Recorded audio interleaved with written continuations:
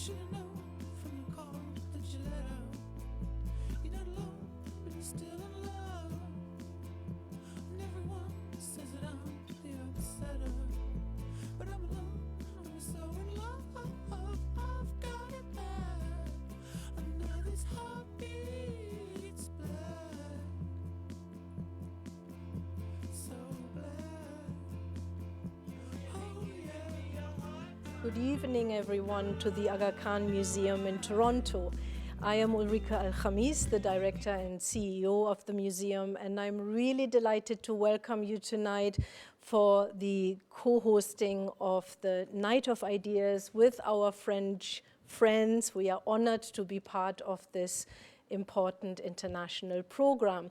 And I'm delighted to be sitting here with my friend, Tudor Alexis, the Consul General of France in Toronto, who also would like to welcome you with a few words. Tudor. Thank you very much. Chers amis, dear friends, welcome to the Night of Ideas. As you know, French institutes organize every year hundreds of events all around the globe to have these great conversations between people of all walks of life, of all cultures. So as we are here together with you, there are hundreds of similar events happening around across the globe. Tonight's program is going to be very interesting. It's a real honor also to be here at the Aga Khan Museum and have this conversation on a very important topic, which is rebuilding together.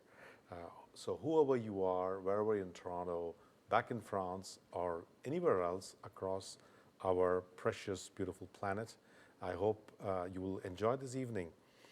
This is my third Night of Ideas in Canada, and I find it very interesting that we wait for daylight to fade. We discuss with total strangers between twilight to midnight about very important topics that are close to us, but total strangers. And that's the concept of the Night of Ideas. How do you mix people and come out with great ideas for the betterment of our planet? So rebuilding together is all about how us humans, we have a responsibility to handle our relations with other living organisms around us. As a previous person who worked during the COP21, that's where the Paris Agreement was reached, as you know, I have a certain experience on climate change, but I was sitting here in the same place a few months ago with Ulrike and Hadrian, and we were discussing about this particular event. A few thoughts came across me, which I have noted down. I said, what mechanism is at play when we see that quite often climate change deniers are the same who propagate fake news? How could we explain that the same people who refuse to see the scientific truth on the state of our planet are the same who negate the ideas of equality and social justice? And how come the same people or entities who refuse the term burden sharing to help countries that face climate change, disasters, and rising ocean levels are the same who advocate closing the borders, or the same who breed racial, cultural, or communal disharmony? So I keep thinking about these questions, and the more I think, I conclude that we did the right thing to partner with this institution that opens the world's eyes to what has been the artistic, intellectual, and scientific contribution of the Muslim civilization to the world. To be honest, I don't think that France and Toronto could have better institution to partner here this year, because we all have a common mission of belonging to one human race, one planet, one world, and partake in the same quest of opening minds by opening our minds. Thank you, Ulrike, for having us here. Merci beaucoup. Bonne nuit des idées. And now I hand over the floor to Amir Ali, the head of performing arts of the Aga Khan Museum. Thank you. Welcome, everyone. I'm standing here in the Patrons Lounge at the Aga Khan Museum in Toronto. And we're very fortunate to be able to live and work in this place that has been under the stewardship of Indigenous people for millennia. The Huron-Wendat, the Iroquois, Haudenosaunee, the Anishinaabe, and the Mississaugas are some of the nations that have been present and been stewards, the original stewards of this land. And we're very grateful to be, again, to live and work here. Tonight, as has been mentioned, is interdisciplinary and cross-cultural.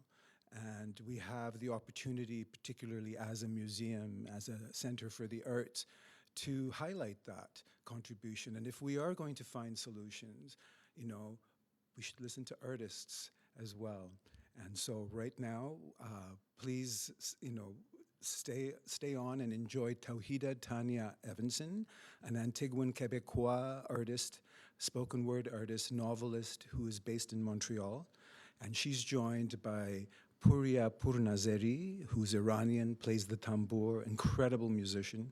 We were supposed to do a live show, and they recorded this performance for us just a few days ago. And we're very grateful to the Centre des Musiciens du Monde in Montreal for hosting that particular event.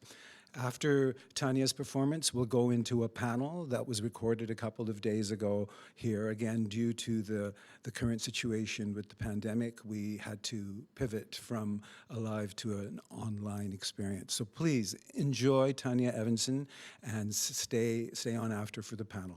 Enjoy.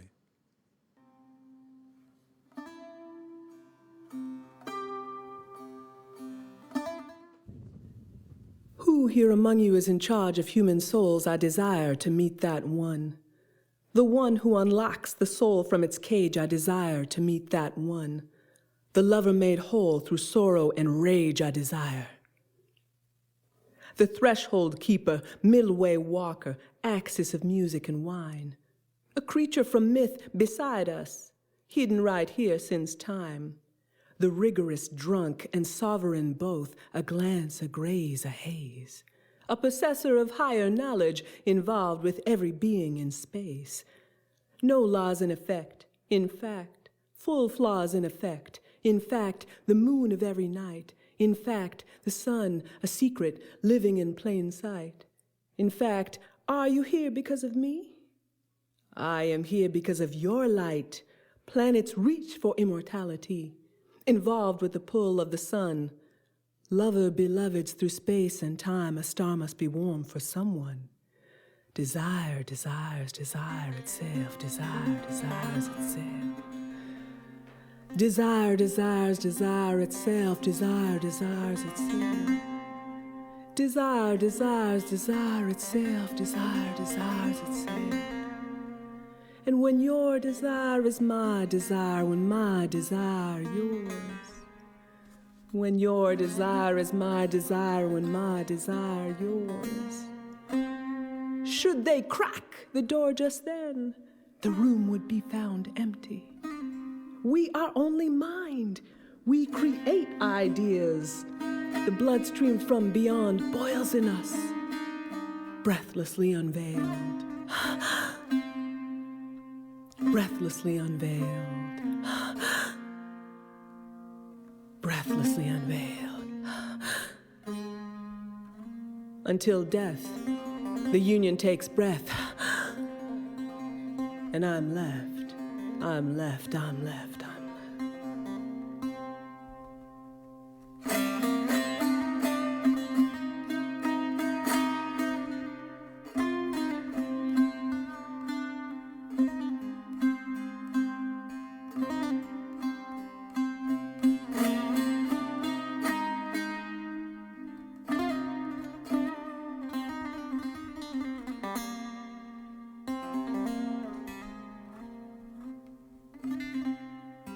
Desire desires desire itself. Desire desires itself. Desire desires desire itself. Desire desires itself. Desire desires desire itself. Desire desires itself. And when your desire is my desire, when my desire yours.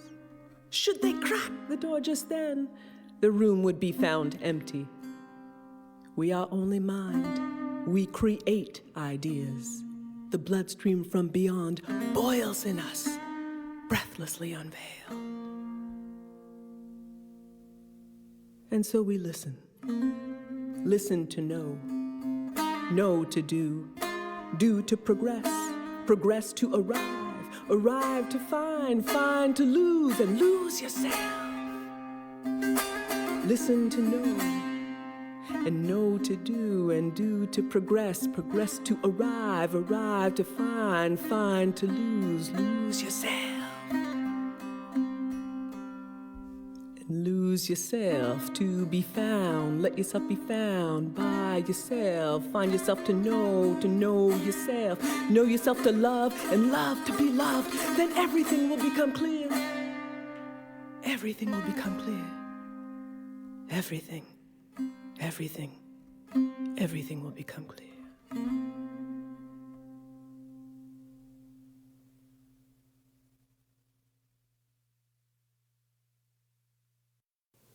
Good evening, everyone. Thank you for joining us.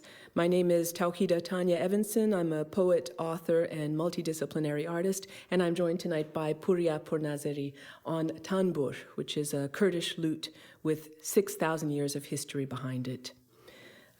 We thank also the Aga Khan Museum for inviting us to participate in the Night of Ideas, a night that looks at the ability of human beings to live sustainably on planet Earth, which requires some psychological change, some spiritual awakening, and control, an ability to control our wild inner animal. Now on Earth, it is estimated that there are 10 quintillion insects. Some are endemic, native to a region, and others are invasive. 10 quintillion.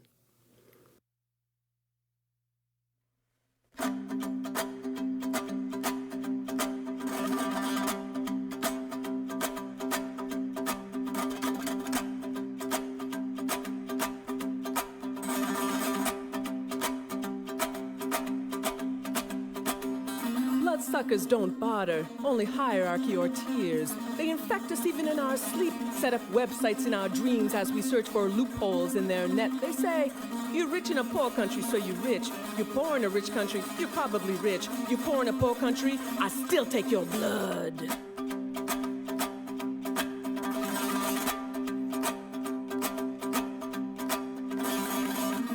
They want us to go down, one by malarial one, taking action without heart, as if pests had no regard for what coin cannot buy. You can't take it away. You can't take it away. You take invasion pathway. You take no salary at all. This is our human duty, come straight out the dead and fallen leaves, a forest of fine example forests, fossils from here right up the interstellar.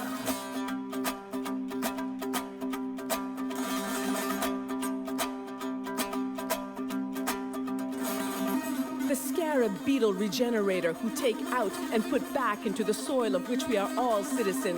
Their balls of dung are more powerful than we will ever know, and they emerge fully formed from it. There's no world without animal. There's no world without animal. There's no world without animal.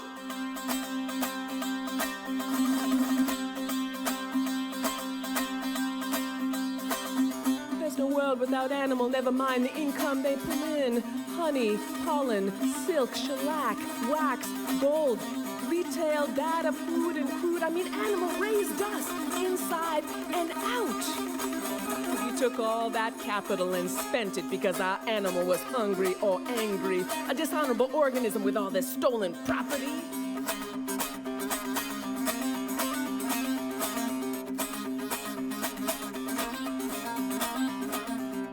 And for our children, is there anything but bankruptcy? Retirement, saving, pension? No crime will save us now. No enterprise, no amulet. What is coming may be far worse than any fraud or blood theft, so pray, take action with heart to survive hostile conditions. Be like the scarab from Kemet, to roll the sun across the morning sky again and stimulate dead hearts back to life.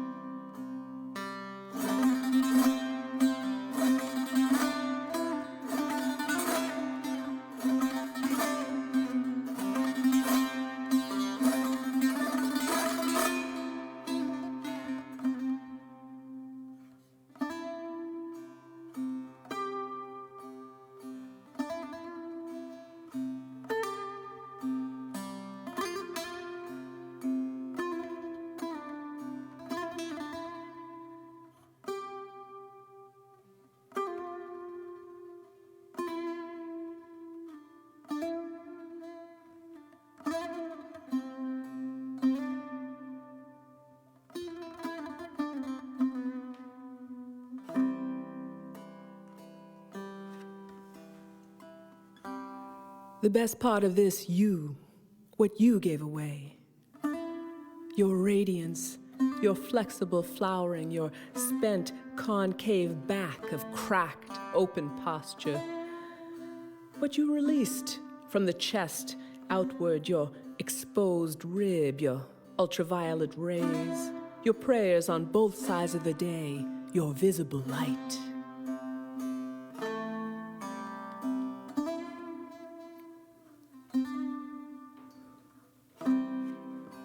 The best part of this, you. What you gave away, your control, the fact that your current position, your power, your charity, 2.5% of your money, a small fortune, a great deal of food, furniture, books, clothing, opinion, and privilege. Everything you possessed, excised, eliminated, decolonized, sampled, copied, merchandised, given away.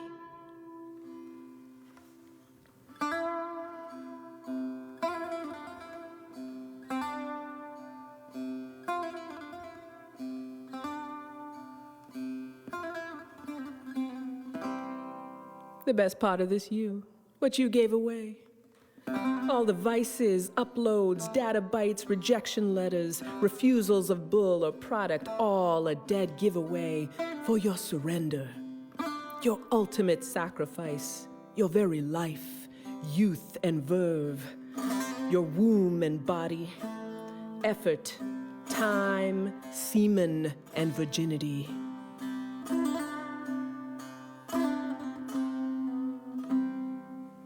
The best part of this, you, what you gave away. All the listening, all the lessons, all the love and attention, your expertise and knowledge, your aura, your aurora, your empathy, your glow, your charm and energy, your magnetic electricity, your home fires, burning hospitality, bedrock kisses, and ultra-filtered blood. Quenched exhalations after love. The hookups, the barebacks, the birthing of 8 planets, dozens of dwarves, 218 moons, planetoids, asteroids, and comets. Without what the sun gave away, we would all drift off into space.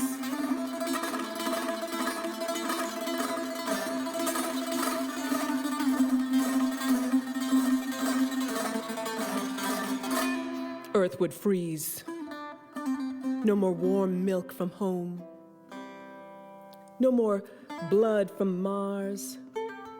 Jupiter barely a breeze. No emails from Mercury, no doubles with Venus. Saturn unjeweled. Neptune dead quiet. And the beach on the ocean of liquid diamond at electric cyan, Uranus itself, would be blood diamond free.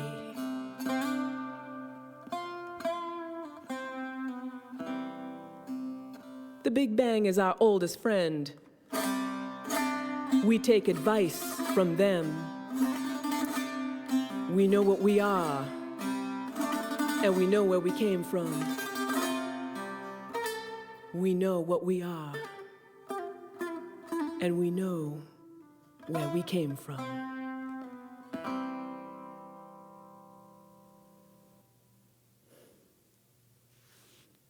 Thank you. My heart is the mud mosque at Janneh, beating for the universe itself. Every year the rains take it, and faith alone rebuilds it.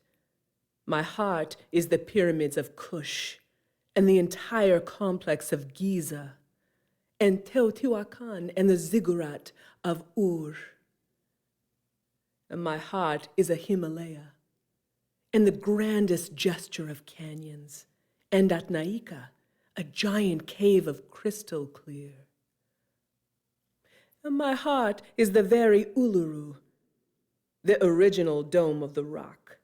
And Mecca at Hajj is just us dancing around our own soft, black stone. The Wailing Wall says, lean in and kiss me. Lhasa is a mountain gym, and the Ganges say, get naked and swim.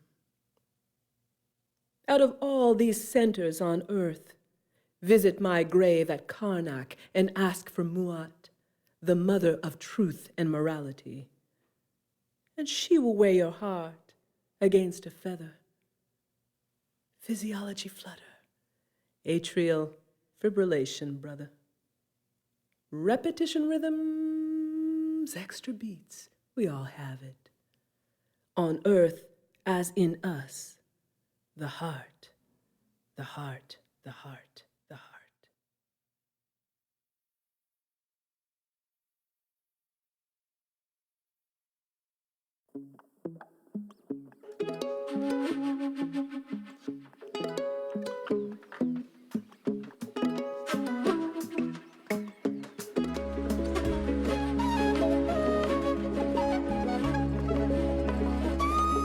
Welcome everybody to the Night of Ideas, happening every year on the last Thursday of January since 2016. It promotes a cross-cultural dialogue about global issues of our time, each edition being focused on one guiding theme. Last year, debates were organized in almost 200 cities, spread over more than 100 countries. The organization of this worldwide event is supervised by the French Institute in Paris and the French Foreign Ministry, which coordinates the diverse local initiatives and grants them international exposure. This year, the Toronto edition is co-organized in partnership with the Aga Khan Museum and the Alliance Française de Toronto. Ulrike Alhamis, you are the head of the museum, and maybe you would like to say a few words about this partnership. Thank you very much, and a very warm welcome to our conversation tonight. The Aga Khan Museum is devoted to bridging cultures through the art and fostering intercultural dialogue and pluralism, building positive multicultural societies through greater understanding around arts and culture, and particularly with the focus on the Islamic arts, the arts of the Muslim world. And we are really honored to be the host here in Toronto for this night and to be collaborating with our French colleagues around this extremely important and wonderful initiative. Thank you, Ulrike. So our evening begins after the screening of the documentary Composer les mondes, directed by Elisa Lévy. I hope that you, our audience, were able to watch the film before our debate. In this documentary, the concept and ideas of Philippe Descola, a French anthropologist who has dedicated his life to shedding light on these issues, are confronted with a unique social experiment, that of Notre-Dame-des-Landes in France, where the inhabitants deployed new ways of experiencing the world by opposing an airport project that was finally given up by the government. So tonight, deriving from this year's main theme, Rebuilding Together, a World in Common, our panel will focus on the question, how can we make our planet inhabitable again? So tonight we would like to set up an interdisciplinary conversation about interspecies exchanges at the confluence of anthropology, ecology, narrative and artistic performances. The separation between human beings and their environment and their predatory relationship with the earth has led to an ecological catastrophe which threatens the diversity of life. Faced with this reality, it is critical to rethink the relationships between humans and animals, plants, oceans. In the wake of recent anthropological, legal, and philosophical work on these issues, tonight's discussion will be an opportunity to think about this new diplomacy between humans and non-humans. So let me introduce now the panelists tonight. So we have film director Elisa Lévy, who has just, who has just released Composer les mondes, and I think she is now working on a television series adapted from Wajdi Mouawad books, Anima. Then we have Marine Calmet, a French lawyer who is advocating for the creation of a right to wilderness. And finally, Lisa Jens, anthropologist at the University of Toronto, who focus her research on arid East Asia, Mongolia, and the Gobi Desert, and how animals there survive the Holocene. So let me ask a first question to start. Let's talk about what interspecies diplomacy means to you. Or, to put it otherwise, how does the exploration of possible links, past and present, between human and their environment, between humans and non-human, that we see in the movie, find their way into your work, legal or anthropological or philosophical, or a way of life? Elisa, maybe you could start? Yes, I think for me it's the center of my work. So I think it's the only way we can get out of this mess we are in now, is to rebuild different relationships with all the livings around us.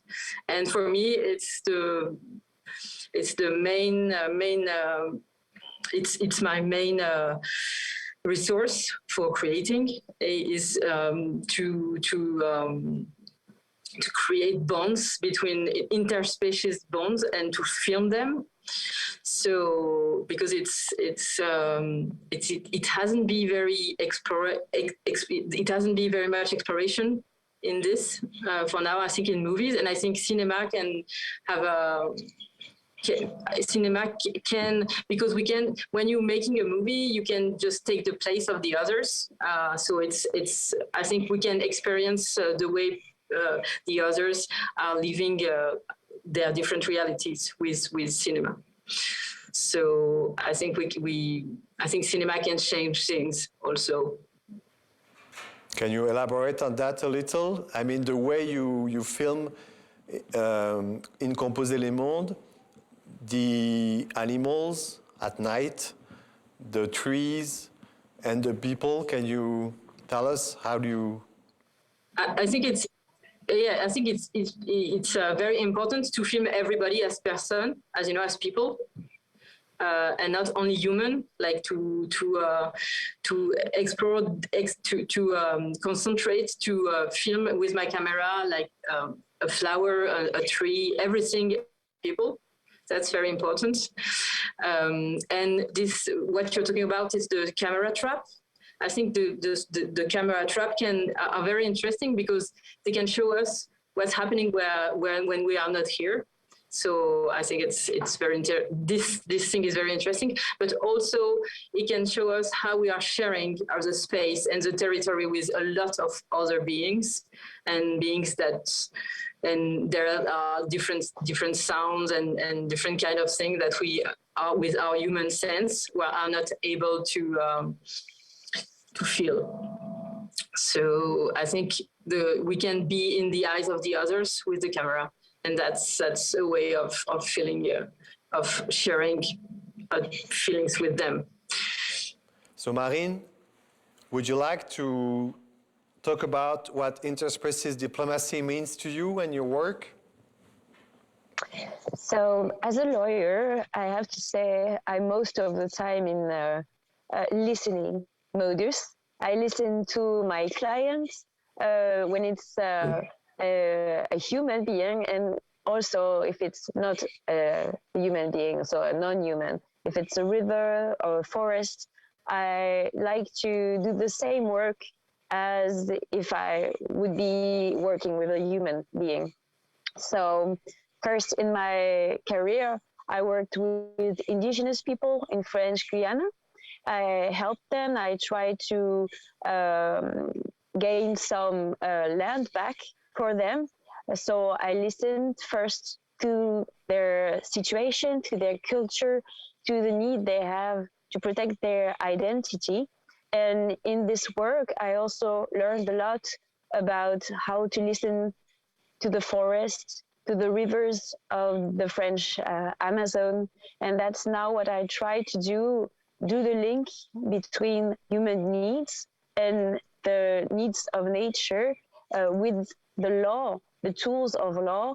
And for me, the movement for the rights of nature, that's exactly this.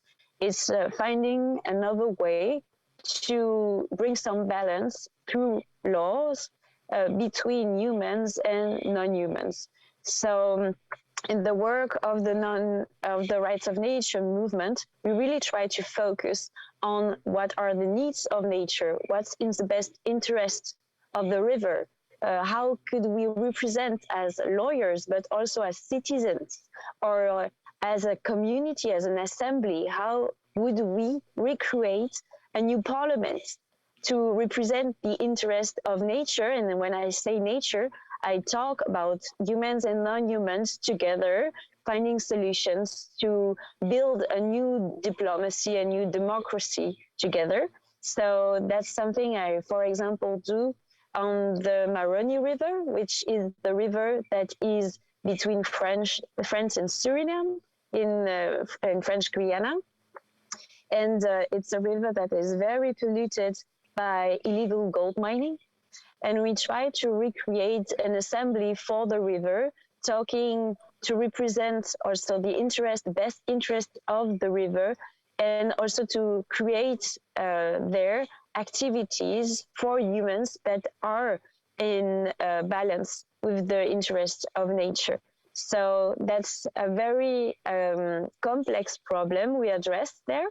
And it's also some initiative that we found in other territories in France. I also work on the Rhône River, on the Escaut, on the Loire River. There are a lot of initiatives in France that try through architects, through lawyers, but also through people, students, for example, who definitely try their best to represent nature, to rebuild this also link of trust between humans and non-humans, and who try to, with different mobilization and diplomatical institutions that we create, because we have different identities, we create different assembly or consultations that brings us together. We talk about the best way to represent nature in our society and to build a new model for guardianships on our territories, on our rivers and our forests. And that's with my law experience and expertise, I try my best to help these initiatives and to create a new also harmony in France for these territories, and to respond to a real question: how do we live on our territories? How we recreate this harmony with nature? Thank you, Marine. Lisa, would you like to say a few words about this interspecies diplomacy in your field and your research? Yeah, one of the things that I was reminded of watching this film was Maxime Gorky's saying that transforming nature, man transforms himself. And one of the things that this movie really highlighted for me was the urban and rural setting. And I think it's because I've moved so frequently in my life between rural and urban environments, where in an urban environment, sort of the civilized world is really about control over land and property, about development. And that really contrasts with the world of people living on the land outside of kind of capitalist demands on consumption and environmental, that forces environmental degradation. So, and I think a lot of those sorts of tensions between worlds drives tensions between species. And my work and research really focuses on understanding how those two facets of society first evolved, and understanding how our relationship with nature changed over time.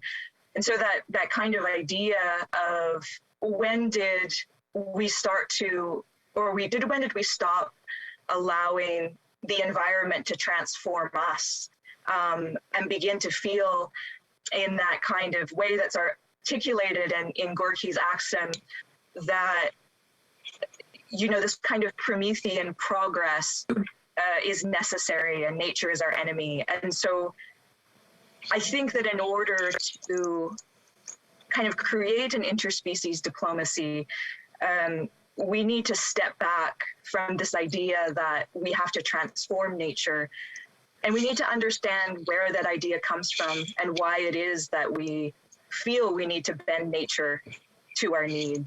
And so I think for me, in understanding how to move away from that kind of relationship with nature, we need to understand what drove that relationship with nature and why we ended up in the situation we are. Yeah, by the way, I was saying previously that you still all use the word nature, and it will take us some time to not use it anymore, as Philippe Descolas tried to make us do, you know, because nature means object-subject relationship, whether when you use, maybe earth could be okay, means we are all together on earth. Ulrike, you wanted to add something? Yeah, I mean, listening to you, I'm thinking there is a fundamental challenge that I would actually like to address in my second question to you all, because when we talk about how we can improve relationships between ourselves as humanity and non-human life forms, if you like, on this planet, what strikes me is the fact that there is still a them and us approach, when really perhaps what we should be looking at is the reality, a physical as well as a spiritual reality for many, that we are indeed interconnected and an integral organic part of the other life forms on this planet. So how do you see this when you think of the rebuilding between human and non-human life forms, thinking about re-establishing an awareness and a way of living that acknowledges that we are in fact not separate as a living manifestation, but organically, physically, and in many respects also spiritually interconnected with all the other life forms? Yeah, I think you're absolutely right. It's very, very important. But I think a lot of people are very far from that. And so in each of our work, we can, I think that both three of us, we are working on this in three different disciplines. But I think, yes, we need to show the connection again, and to, I think we can do it with, I think poetry can really help that, help like people just sit quietly and feel things inside them and feel that they are connected and that can share feelings with very different things and that they can maybe begin to see magical things around them. And I think art, of course, can help that. But I think in all the discipline, we need to try this. This is a very beautiful point, and I'm so pleased you bring out poetry, because in our museum, of course, we have a lot of artworks that are visualizations of poetry or even literary or philosophic principles. And actually, when I was preparing for our conversation tonight, I looked at a few of the artworks in our museums, and I realized that many of them actually have very good stories to tell us. I'm going back to the point that was also made about listening to nature, and I would add to that reading nature. And I would love to show you a little example of that to illustrate how we can actually read nature and reflect upon physical metaphors that can inform our behavior and the way we interact with nature. This comes from a wonderful manuscript that we have in the collection from late 16th century Iran. It's called the Anvar-e-Suhaili, which means the lights of Canopus. Canopus, of course, being the brightest star in the southern hemisphere. And it's a collection of animal fables that were a Persian version of an earlier Arabic version that in turn was influenced by ancient Indian animal fables, and that later made their way into Europe through Hebrew and Latin and Old Spanish translations. But what I love about this particular story of the ducks and the tortoise who you can see flying at the top of the picture is that they actually had to leave their natural habitat because a water hole that they were living around had dried up. So obviously, an early indication of climate change and climatic modifications in the environment. And so these animals, the tortoise is worried that she will be left behind because she has nowhere to live anymore, and she pleads with the ducks to please take her along and save her and take her to a habitat where once again they can live together. So the ducks say, no problem, we can do that, but the condition is that you bite the stick that we will lift into the air and transport you with. You must not say a word. You must stay silent throughout. So they put conditions on the rescue. And they ask the tortoise, in a sense, to submit to their rescue plan, which the tortoise thinks is a good idea. So off they fly, and as they fly along, the people that you can see at the bottom and the animals start mocking the tortoise. and saying, what is this crazy tortoise flying along holding onto a stick with these ducks? So the tortoise gets really annoyed because her decision is being questioned and she is being made out an idiot for holding on to the stick. So she opens her mouth to reply to the teases and to the shouts that she hears from below, and of course she drops, and that's the end of the story. So what I love about this is here we have one example of how nature has inspired a morale that is actually one for us to contemplate in our relationship, both with ourselves as part of this planet and with nature at large. So how do you see this contemplation of really seeing the environment around it, everything that our planet has to offer in terms of living forms, as really a place where we should contemplate and seek metaphors for our own behavior and engagements? Perhaps, Elisa, to you again, being the filmmaker and looking at these interspecies dynamics. Yes, for me, silence. I mean, the silence in terms of the human silence is one of the things I prefer when I film, when I take my camera. I just finished a movie in Camargue here. I'm in Arles, and Camargue is a very wild place in France with a lot of birds. And so, yes, it's incredible when you get to have the chance to be far from human talking. It's very powerful, and I think it's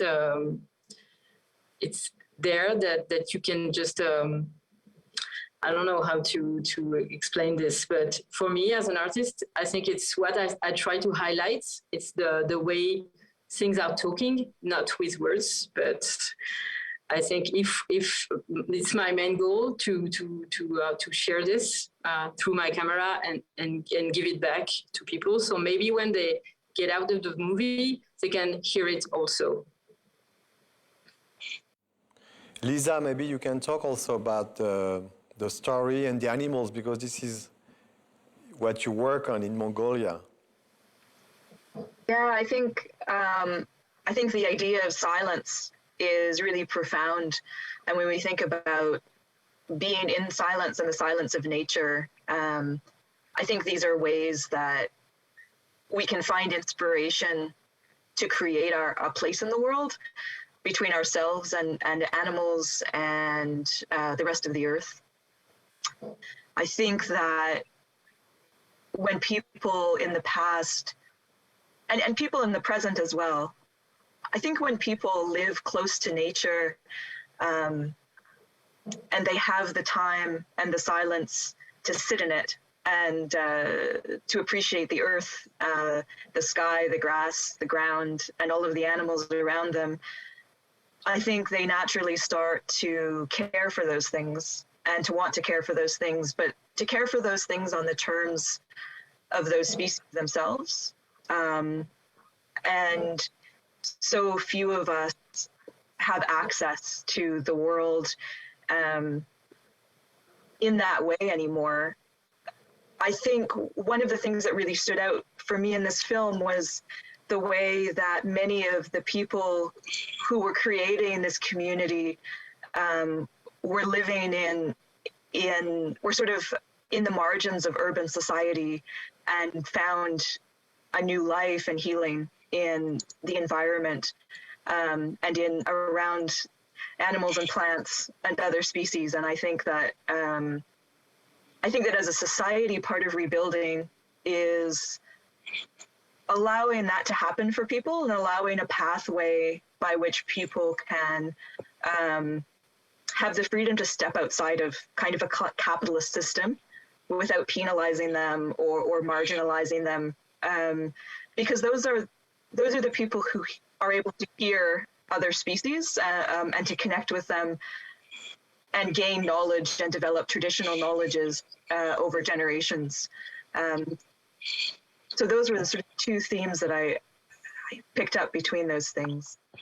And Marine, can you, I mean, I'm sure lots of people are asking you that question, but can you explain how do you speak about river or about mountains and not for them in the law? I mean, how can you have the river speak? So first of all, I would say I have to listen to all the problems to understand the real problem about what's going on. Is it a pollution? Is it a destruction of the balance of the aquifer?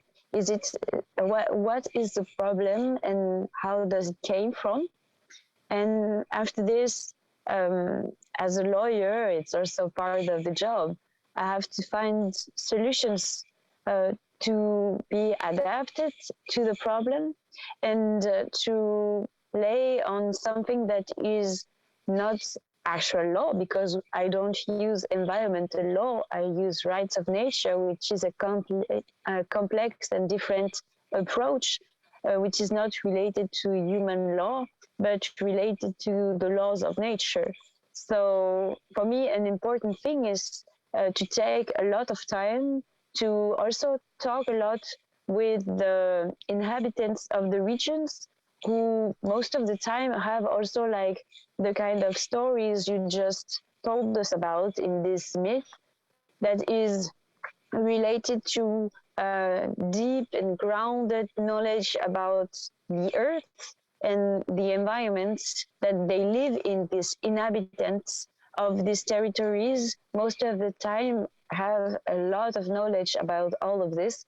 So, for example, in French Guiana, before I started to work, I took 4 months just to listen. I went from a village to another and I consulted all the local authorities, so the chiefs from the indigenous people, and I listened to the story of each village, all the myths, all the stories that they told me, to simply understand what's the problem, where is it coming from, what would be an appropriate solution in this kind of situation. And I do this on all the ecosystems I work on, just to be capable to also feel the what is going on in this ecosystem. Is it possible that, for example, a river is violated in his integrity through a hydroelectric dam, for example? Is it possible that an island feel lonely because the inhabitants are gone and nobody is caring about the ancient culture anymore?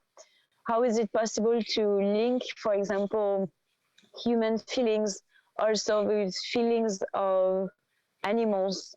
I'm very interested in observing also animal capacity and feelings, intelligence, actually. What we see by, for example, I work on pigs' intelligence. It's very interesting to know, for example, that pigs are singing songs to their children. And what is it saying about the structure, the family structure, the social structure of these animals? For example, elephants are have ceremonies for funerals, but also for births. And I'm very interested in this because it shows how near we could be to animals, plants, ecosystems if we would just only listen and look and learn from what we have in front of our eyes, actually. And that's, for me, the most interesting thing in my work, that I just listen observe and try to propose laws or rules that are related to this kind of simple observations. Yeah, I like to go back to Lisa and to stay, to continue to talk about silence, because I think it's very interesting. Lisa, as a paleontologist, you make the stones speak. Stones are mute, but they speak to you.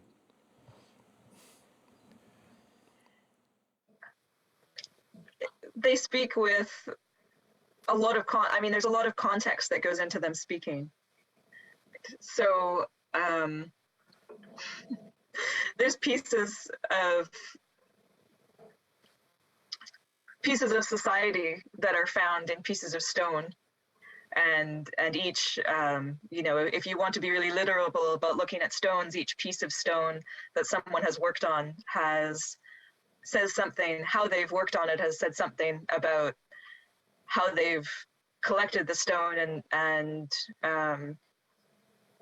how they visualize it and how they're adapting it to the needs that they have. And I think in that instance, learning is more about being silent while I read, or being silent while I listen to the signs of the ground and the stone and the bones that are left. And also what we have been seeing reminds me of Eduardo Kohn, the anthropologist, in his book When Forest Speaks. I think this is the title. There is a chapter dealing with the interpretation of the dream of the dog by the human. And I found it totally crazy in a way and super interesting, because it means first that dogs are dreaming, which we are not sure of, and their dream has a meaning, and then human, although of course you cannot really speak to the dog, they can interpret the dream. And I think what everybody is saying here, we are like breaking the boundaries of perceptions. And the more we are able to, to circulate among all those silence, dreams, spiritual artifact, I don't know, but I think all of you are trying to break the boundaries, and this is the only way maybe to really inhabit this or make this planet inhabitable again. Elisa, you want to say something? No, it made me think about something in the book of Philippe Descola called Les Lances de Crépuscule. Have you read this one? And he's talking about a dream that people had, and they are dreaming about a stone, and they wake up and they tell there's a story about this stone, and they go in the river and they just find the stone. So it's, for us, it's incredible, but I think everything is able to exist. I mean, it just depends on which on which we decide to what Philippe Descola called an ontology. So the sign we decide to see when we are all together as human. I don't know. It's not very clear because it's very difficult to explain in English, and it's very difficult to explain it in French also. But we are only able to see what we have been teaching to see. So I think it's one of the things we can learn from Philippe Descola's work. But we can see only what we are being taught. Do you think that there's sometimes a danger in then using our own worldview to interpret the worldviews of the animals and the plants, if plants have worldviews, and interpreting those things as well. And I wonder if sometimes we don't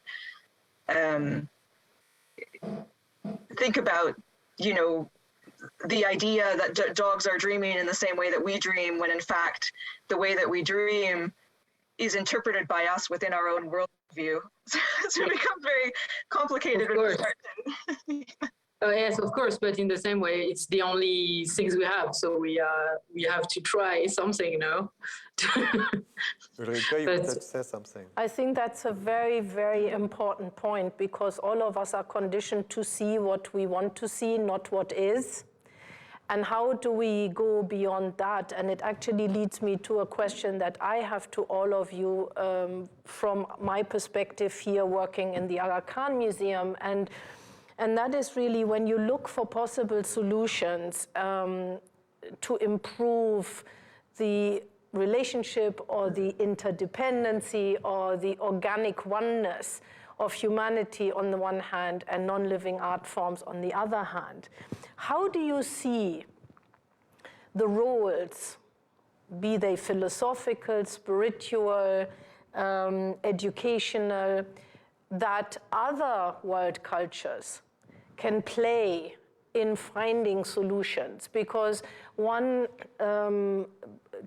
challenge is, as we just said, you know, we come at it from our own perspectives, our own experiences. But if we take the planet as a whole, there are a multitude of cultural experiences, not only in our day and age, but again, looking back, I just gave you a historical example, where if we were more humble in many ways in opening ourselves up to the possibilities that are out there to be informed by other human cultures around the world, we might actually come closer to finding a really viable solution. And you have in your case studies and your focus of work brought up a couple of cultures that you are particularly interested in and are working with. But where do you see the potential of older world cultures, spiritualities in informing all your endeavors around this topic? I think Adrien was saying it earlier, we are all using the word nature, but we are also using this word culture, not for only for cultural things that are made by humans, but culture as a society, as a group. And I think also that we have to just think about what this term means, what this word means, because I think there is no, I think there are different ways of living, thousands, millions maybe, and what I was saying earlier, like we only see what we are taught to see. I mean, in fact, it's what we are taught to watch. So I think all what you're talking about, all those culture, all those different way of living, way of interacting, of having relationship with others. I mean, others in a way of human, non-human, everything we want. I think this is like something very relieving, because it shows us that we can recompose. I mean, in a lot of different ways, and so I think it's very interesting for that.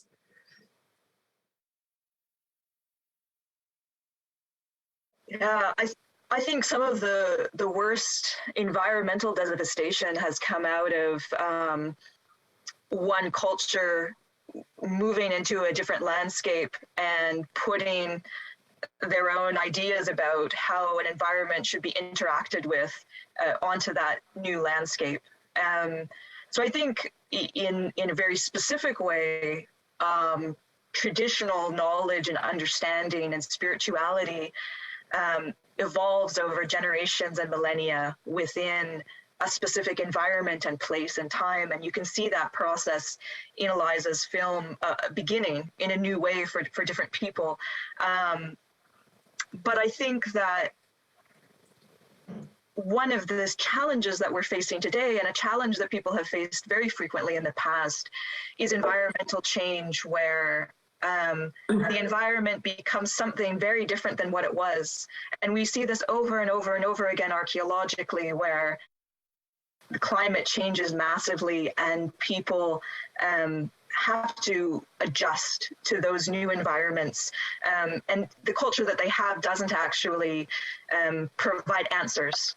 And so a lot of times we see people drawing from other cultures to be able to adjust changes in society, to changes in the earth, and to changes in the species around them. And so I think having an understanding of diverse ways of doing things, and the greater an understanding we have of diverse ways of doing things, both within a variety of world cultures today, but also the variety of world cultures in the past, and the ways that people lived in the environment in the past, or the way that people lived on the earth with the planet in the past, are really critical to being able to adapt to the changes that the earth goes through.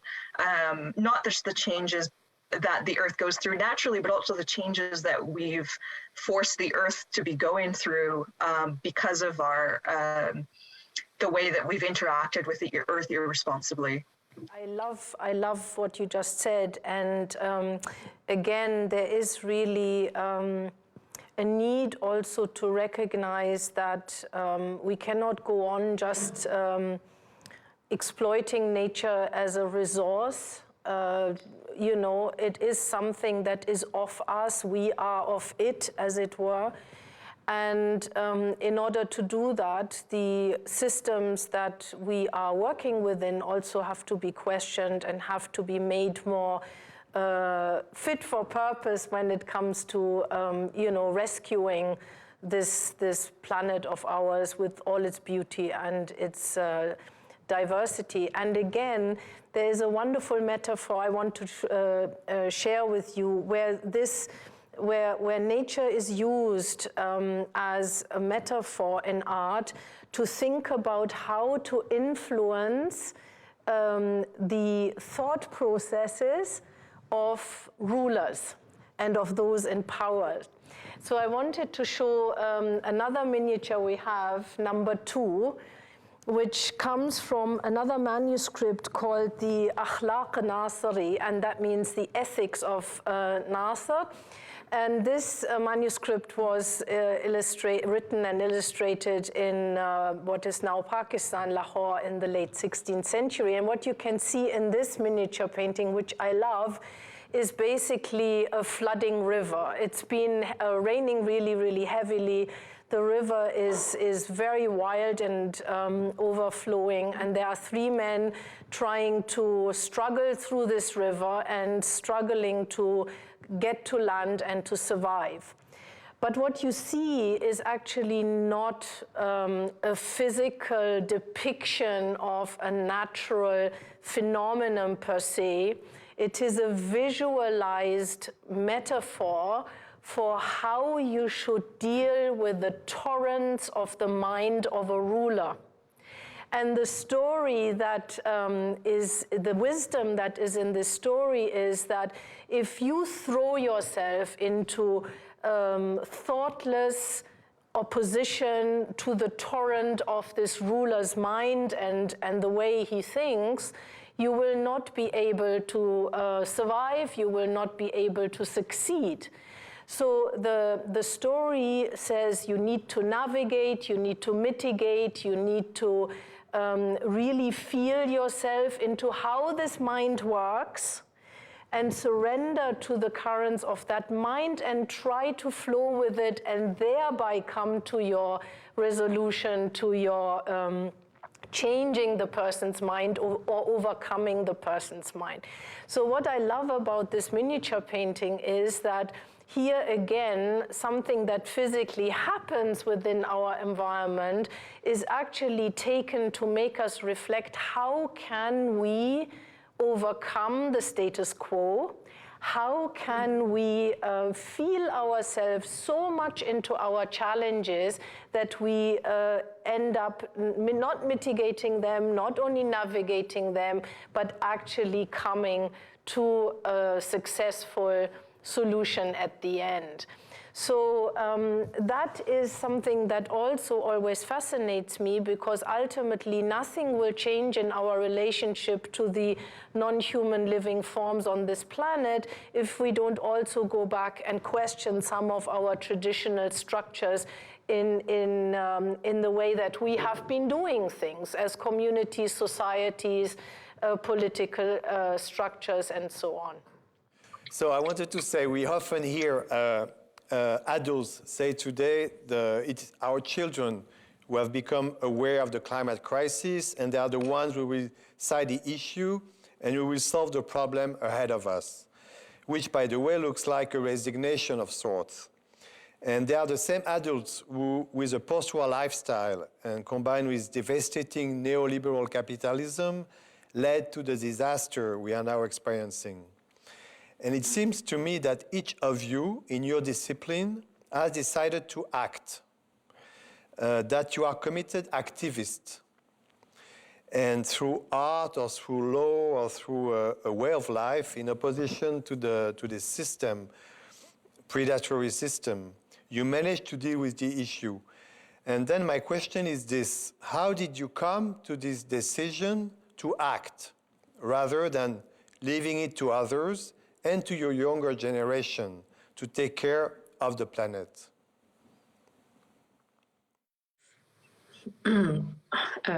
It's a very difficult question. I don't know. I think you just cannot go on with the reality. I mean, and I don't know. It's. Do you have, Marine? Do you have an answer? In my personal life, I can't agree actually with the question because I'm a mother. I have a son. He's 1 year old, and actually he's also the reason why I don't have the option just to step back and wait and look what will happen. I don't have this. Even I can't imagine doing so, because it makes no sense for me. It's I'm very scared about what could happen if I would simply let go and think someone else would do the job in my way. It's also my responsibility for my child to protect him from what will happen. So there is no option for me. And I also got very inspired from my own father. So I'm transmitting this to my child because my father is a biologist. He always educated me to take care of nature, to respect nature, to look at it without touching it. And I think there is no way an adult can say it's the job of our children to fix this problem. It's our responsibility. It's the one from all the members of our community actually to act. And there is nobody that can say it's not my job, it's not my responsibility. So for me, this question is very simple to solve, because I'm very committed, and my son is actually also one reason more why I try so hard to change things, because I want to protect him and I want that he has a better future than the perspective we now have about future. I think it's very similar for me. Knowing and acting on my beliefs has actually always come really naturally to me. Critically important, and despite a lot of the negative responses that it can often entail. And again, as with Marine, it's an example that I learned from my parents. My parents grew up in urban Vancouver and decided to go back to the land and become subsistence farmers. And they raised us with very little. Actually, most of what we had was grown and made by ourselves. And I think that children, most of all, need an example. Humans are just these really deeply social animals, and our brains are such that they're capable of being imprinted to follow pretty much any diversity of social structures. And I think if we don't provide a foundation that we believe to be really solid, who's going to provide that foundation for them? I don't trust society to help my kids figure out how to move forward and fix the world. And I think, you know, when we expect, the problem is that not only are we expecting children to move forward and change the world, which is an incredibly huge responsibility, but I think we simultaneously, as we're doing that, are trapping them in kind of our own toxic world of addictions, our addictions to toys, to luxury, to power. And I think when we do this, we strip children of their ability to act. And I think we need to show them, as my parents did and as Marine's father did, how we can act, how it's okay to let go of those things, how we can loosen our desire to control everything and still be okay, and how we can teach them the importance of other species that we live with and of the planet. And then if we give them that solid foundation, I really believe that they can find ways to act, as Marine is doing because of the example her father set. I think each generation can get better, but they can only get better when we create a foundation of health for them to grow and to create their own future on. Yeah, I think I can answer something now because thank you. I needed time to say, but I think you're both absolutely right, and I have kids too. But I think for me, it's even before as a kid that I think you can feel when you're a kid that there is something that's wrong with the relationship with the others, that with the other human, the other animals, and that you feel that something is really wrong, and you don't know, you're not able to tell what it is. And that's what struck me into Philippe Descolas' work, because it was like, okay, now I just can understand what was wrong all these years, when I was asking me like, okay, it can be different, but how come, and when did it start? And so yes, I think Philippe Descolas' work, I mean, I was really aware of everything before, but it helped me to find a way to really be efficient in my engagements, I think. Yeah, I would say from my perspective, you know, in a sense, what you are doing through your specific professional trajectories, I and our museum here are doing through the arts, because our mandate is unique in the fact that we are called upon to use our collection, our exhibitions, performing arts programs, and so on, as tools for positive social change and positive contributions to life as we know it at large.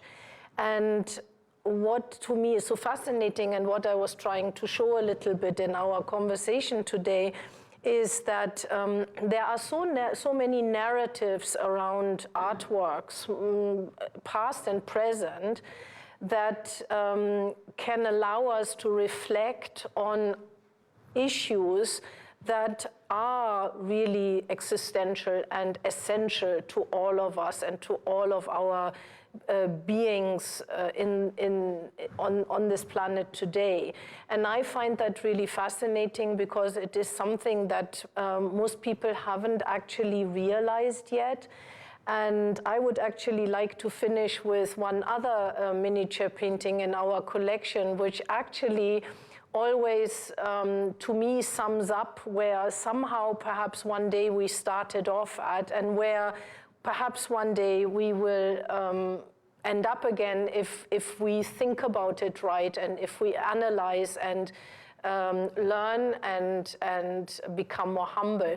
This miniature painting is called The Court of Gaiamas. It comes out of a very famous manuscript that was made for an Iranian Shah in the early 16th century. And it shows the leader who was inaugurated at the beginning of time, and he is, again, a visualization of an ideal of leadership.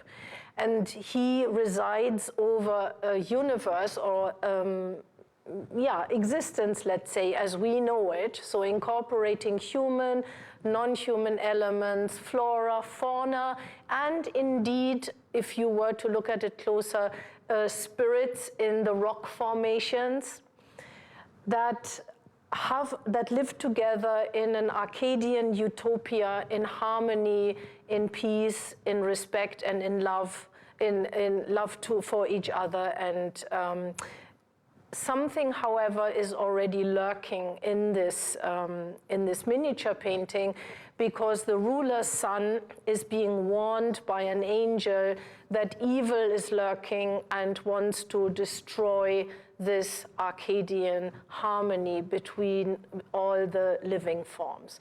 So this is a meditation piece, which again really is a visualization of enormously sophisticated spiritual, philosophical convictions and contemplations at the time that still has a lot of ideas and triggers for thought from which we can take our own contemplations into the living world today. And I think the key is, as I said before, that we need to recover some realization of the fact that it is actually only an us that will make this planet survive. It's not a them and us, whether that's between us and other cultures, whether that is between us as humans and non-humans. It is a vision of the us that will ultimately drive us forward. And for that, we need to surrender to the fact that there are many, many different solutions that are out there that we need to recover, that we need to consult with, and that we need to contemplate in a complete spirit of equality and equity. Thank you. As a writer, also, I like to say a thing, and I like to come back to what Elisa said about Descola. For me, too, he was really, reading Descola was really very important for me in the way, as I said before, it changed my perception of everything, and he changed the limit of perception. And as a writer, I use language, and to speak is violent, to write is violent, so the way it changed things is, and you also said it, Ulrike, I think I'm trying now to write without domination, which is very complicated because once you use the word, you are dominating in a way. You are transforming your topic into an object. So how to be humble by writing, how to not use the language of domination, how to talk about the violence of the world without being violent with your own words. This is what I will try to do. Yeah, I think it's the main goal. I think you're absolutely right. I think it's how to tell things without making them happen. I mean, not. I don't know if it's very clear in English, but yes, I think talk about violence without showing violence or provoking violence is one of the main subjects we need to think about now. Well, with that, dear listeners, we must conclude our discussions. And I think you will agree with me when I said that we have been fortunate to have those very diverse points of view tonight. We have been left with quite a bit of material to reflect. And I'd like to thank our panelists, Elisa Levy, Film Director, thank you so much. Marine Calmet, thank you so much. And Lisa Jens also. And of course, Ulrike Alramiz for having us tonight, for hosting us. And the evening is not over yet, because in a few minutes we will return for the performance of Radha Shada. So stay tuned and stay with us. Thank you so much. Welcome back, everyone. I hope you enjoyed that. That was a lot of work, not just on screen. Thank you, Adrian.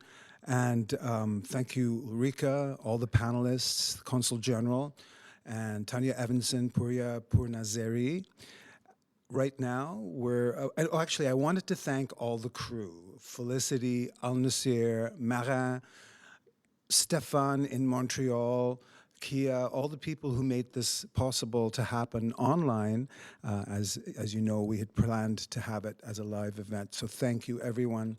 I want to thank the Alliance Française. I want to thank the Embassy of France to Canada for making this event possible, this Night of Ideas. We end tonight with a work by Radha Chada, an artist that exemplifies the interdisciplinarity of tonight's event. She is not only an artist, she is also a microbiologist, and she brings together art and science in her very special work. Please enjoy your Night of Ideas. I hope this provokes a lot of interesting thought for you. Thanks.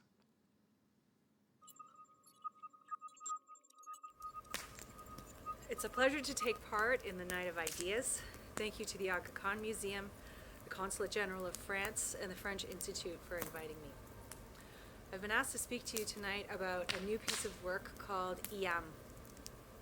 And tonight you will see the first part in this four-part series called Dance of the Molecules.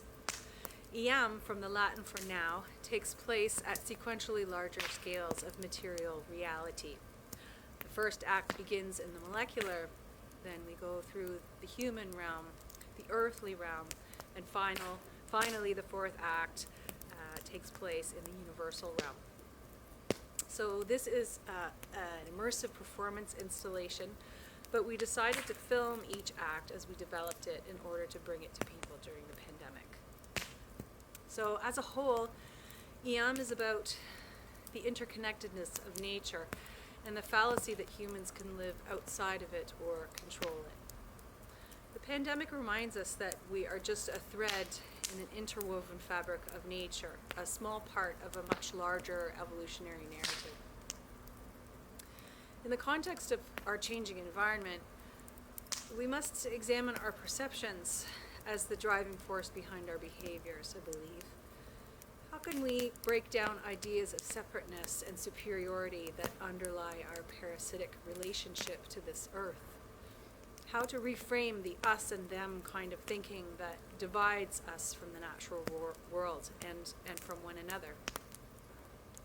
Perhaps a deeper consideration of what we're made of, the fundamental sameness of all matter and its interaction could help to wipe the illusion from our eyes. In Dance of the Molecules, Ali Bloomis and Lee Galbloom perform barefoot on grass in a 3D immersive light environment created by projection onto surrounding trees. The first act tells the story of human and viral enmeshment in the molecular realm. The dancers play molecules, and I used actual 3D molecules of these characters to create our stage. The coronavirus performs cloaked as a whole organism and uncloaked as a single-stranded RNA. ACE2 is a human molecule that brings the virus into our cells, and it wears an asymmetrical but complementary costume which symbolizes their fate to bond. The ribosome, another human molecule, is massive, and once inside the cell, it wraps around this single-stranded RNA to multiply it. In reality, this dance happens among molecules who are compelled by forces of attraction, as we humans are. When they fit together perfectly, a cascade of events is triggered. And there is a real astonishing beauty in the molecular realm that exists in contrast to the fear and suffering that we're experiencing in the human realm. Yet this molecular materiality is what we are, and we cannot live separate from it or from the fabric of nature. The Aga Khan Museum is presenting online exhibitions to support each film of each act as they are developed. And And we look forward to bringing you the second act of Body and Mind in March.